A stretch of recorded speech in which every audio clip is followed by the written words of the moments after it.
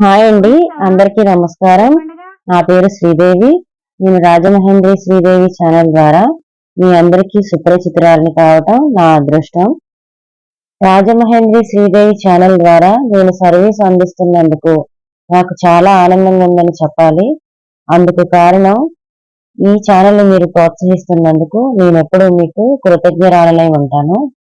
ఈ చిన్న చిన్న సహాయాలే ఇంకా గోరంత కొండంత అయ్యి నా సహాయం అందరికీ అందాలని, నా వీడియో మీరు పూర్తిగా చూడాలని లైక్ చేయవలసిందిగా నేను మిమ్మల్ని అర్థిస్తున్నాను.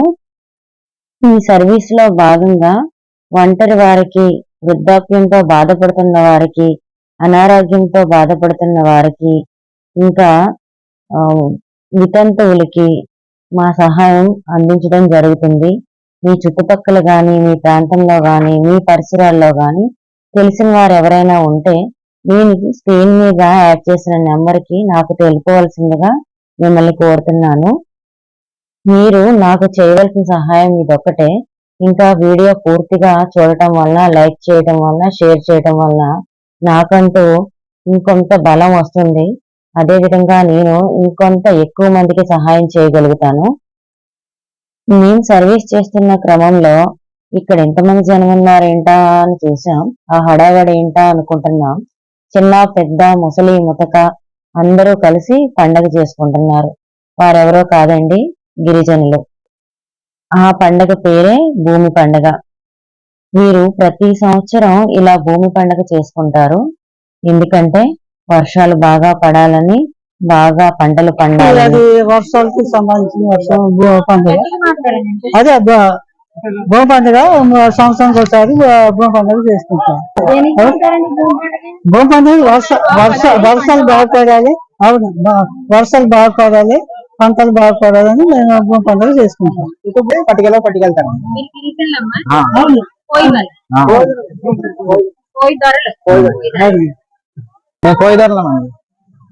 ప్రతి సంవత్సరం ఒకసారి గంగళం పండుగ ఘనంగా చేసుకుంటామండి. బూదే పండుగ, గంగళం పండుగ, బూదే పండుగ ఒకటండి. ఇంకా తక్కువ ఇంకా గొప్పగా చేసుకుంటాం. కాకపోతే సంవత్సరం డబ్బులు దాకా తక్కువ చేసుకుంటాం. అంతేగాని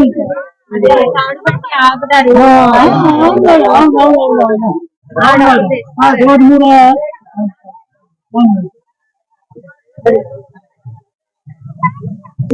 కల్చర్ అంటే ఇంకేమేమి పండుగలు చేసుకుంటారు?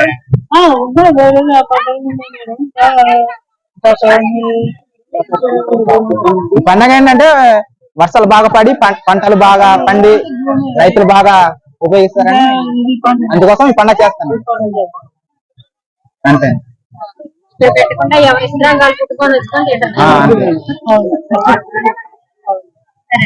ఈ పండుగ జూన్ నెల ఆరంభంలో మొదలుపెట్టి వారి వారి వీలును బట్టి ఒక్కొక్క ఊరిలో వారు ఒక్కొక్క వారం చేసుకుంటారు. మనం గనక ఏజెన్సీ ఏరియాకి గనక రహదారి కూడా వెళ్ళినప్పుడు లేదా ఆ రహదారిలో ప్రయాణిస్తున్నప్పుడు గిరిజనులంతా కలిసి గుమిగూడి వాహనాలను ఆపడం చూస్తూ ఉంటాము. అదే చందాల కోసం కొమ్ము బూరలతో ప్రదర్శనలు చేస్తూ ఉంటారు, నృత్యాలు చేస్తూ ఉంటారు. అలా ఆపిన వాహనాల దారుల నుండి చందా వసూలు చేస్తారు.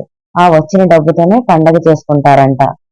ఒక్క ఆదివారం ఇలాగా చందాలు వసూలు చేసి మరుసటి వచ్చే బుధవారం ఈ పండగ చేసుకుంటామని వారు చెప్తున్నారు. కాదు, ఎవరి విస్తరాకు వారు కుట్టుకొని మోదుగాకుతో వస్తున్నారు. ఇక్కడ ప్లేట్లు, గ్లాసులు ఖర్చు కూడా ఉండదు. ఇది మనం గమనించగలం.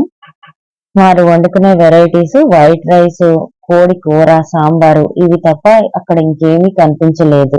వీడియోస్ కోసం వెళ్ళాము. సర్వీస్ అందిస్తున్న క్రమంలో మమ్మల్ని కూడా పండగకి పిలవడం జరిగింది. మేము కూడా భోజనానికి బయలుదేరాము. మీ అందరికీ పండగ గురించి తెలియజేయాలని చెప్పి నేను చిన్న వీడియో షూట్ చేశాను.